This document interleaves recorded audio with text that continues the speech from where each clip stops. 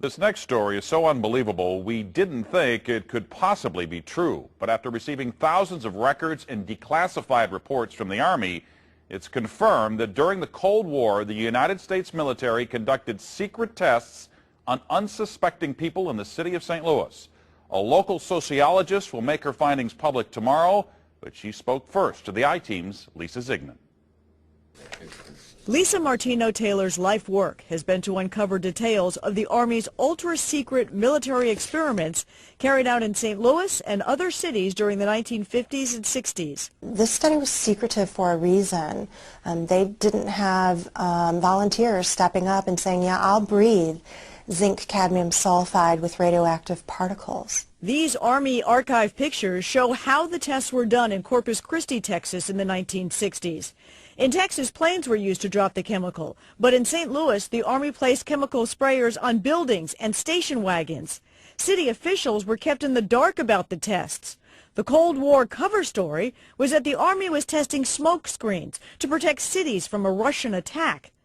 The truth, according to Martino-Taylor, was much more sinister. It's pretty shocking. The level of duplicity and secrecy, clearly they went to great lengths to deceive people. By making hundreds of Freedom of Information Act requests, she uncovered once classified documents that confirmed the spraying of zinc cadmium sulfide. The greatest concentration of this compound was sprayed near the Pruitt-Igoe housing complex just south of downtown St. Louis.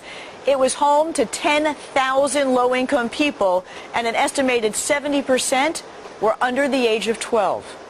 Martino-Taylor claims they all unknowingly inhaled this compound morning, noon, and night so the government could measure its effects on their lungs. So this is in violation of all medical ethics, all international codes, and the military's own policy at that time.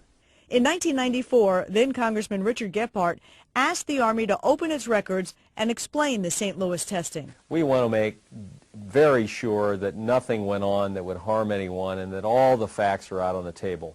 Documents released in the 90s show the Army placed sprayers on this former Knights of Columbus building on Lindell and in Forest Park. The Army always insisted the chemical compound was safe. Martino-Taylor believes documents prove otherwise. There's a lot of evidence that indicates that people in St. Louis, in the city, particularly in minority communities, were subjected to military tests that was connected to a larger radiological weapons development and testing project. For the first time, she links the St. Louis testing to a company called U.S. Radium, a company notorious for lawsuits involving radioactive contamination of its workers. United States Radium had this reputation where they had been found legally liable decades prior for producing a radioactive powdered paint that killed many young women who painted fluorescent watch dials. While the Army admits it added a fluorescent substance to the zinc cadmium compound, details of whether it was radioactive remain secret. Documents uncovered to date indicate the Army never conducted follow-up studies to see whether the compound caused long-term health issues. In 1972, after years of crime, poverty, and decline, the government destroyed the Pruitt-Igoe housing complex. Lisa Ziegman, News Channel 5, I-Team.